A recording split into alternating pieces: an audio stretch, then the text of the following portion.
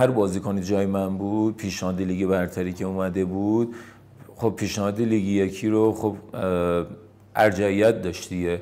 من رفتم با این تفکر رفته بودم. من هیچ وقت بین آقای شجاعی و آقای خطیبی رو انتخاب نمی کنم. خب چون با ایشون هم بازی بودم سال 88، مربیم بوده سال 93 توی گستر شولا و توی سیاه جامگان هم مربیم بوده.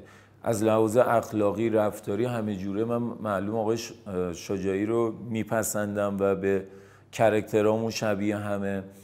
ولی من با این تفکر اومده بودم که میام لیگ برتر بازی میکنم جایی که بهش تعلق دارم. من باید توی لیگ برتر بازی کنم با این سابقم و حالا با کیفیتی که همه کارشناسا میگن. یعنی بین لیگ برتر و لیگ آزادگان انتخاب کردی، نه بین شجاعی و خطیبی. بله.